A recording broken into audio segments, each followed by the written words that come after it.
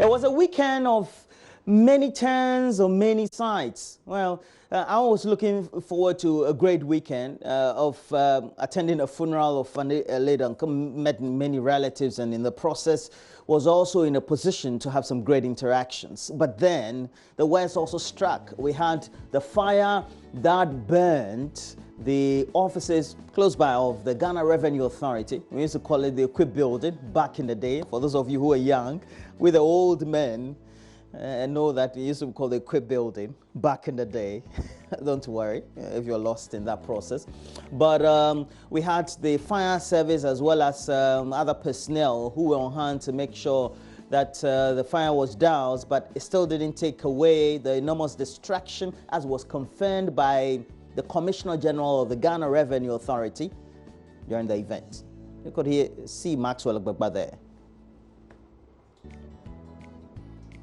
As the glasses of this building, the window glasses of this building are shattered into pieces because of the heat coming from the structure. There's a lot of smoke billowing from the building. There are a lot of papers in there also, making it difficult for personnel of the fire service to douse the flame. Now they're trying to get access to another part of this structure here so they can fight the flames from that side.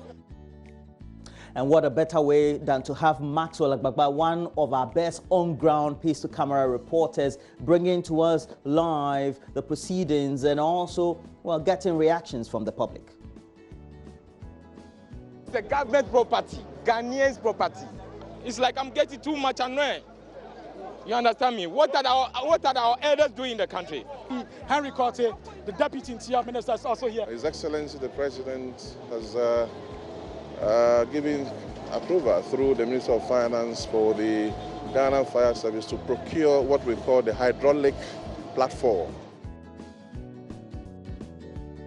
And we'll have Maxwell Agbagba also come to tell us what the story was, as we know that the officials of the GRA as well as the relevant security agencies are making sure they delve deep into the subject of what really may have caused the fire and how we can come to a head and draw conclusions as investigations begin. But in the meantime, we also do know that the president has called off the referendum. It was supposed to have been convened on December 17. What will go on is the district level elections, but it also speaks volumes about what the president also said, the lack of consensus prior to convening this referendum. What does it also mean about what the concerns were? And we also do know that expressly making the opinion known was the National Democratic Congress. Before then, there had been a number of concerns raised by some individual organizations and some sections of civil society, even though we also had the larger section of civil society going for a yes vote.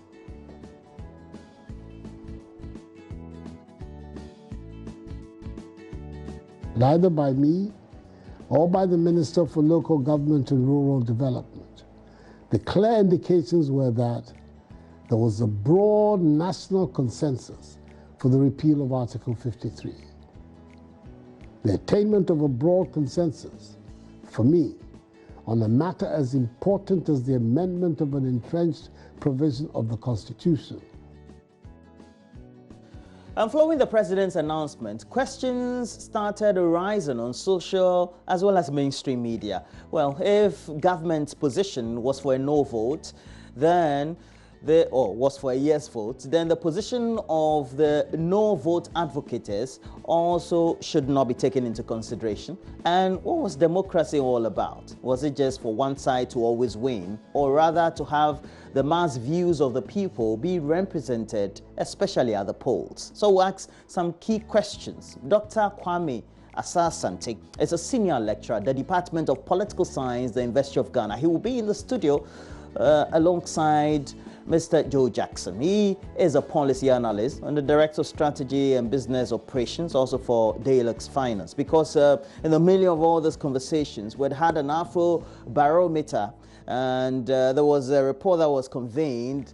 Now, it gave us certain indications about, the general condition of governance, key financial sector development, as well as the general development of the country and people's livelihood. So those key indicators needed to be spoken to. And these two individuals who have the right acumen, expertise to speak to them, will saw their views on the subject and also let you in on the conversation, because we're going to post a question on this on social media.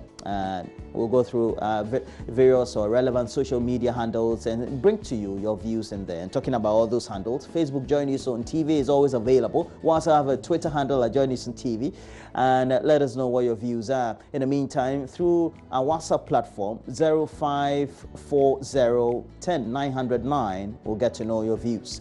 But look, let's speak to all these, because those new banknotes that were introduced by the Bank of Ghana also raised some key questions among ordinary members of the public. And we all do know the Bank of Ghana is arguing that the new notes are expected to ensure efficiency in high-value transactions in cash and ultimately reduce the cost of printing as well as currency management, including the processing, transportation, and storing of key banknotes. Well, for all those who tend to use notes as legal tender, who does it pacify or is in the advantage for? So are those questions as well.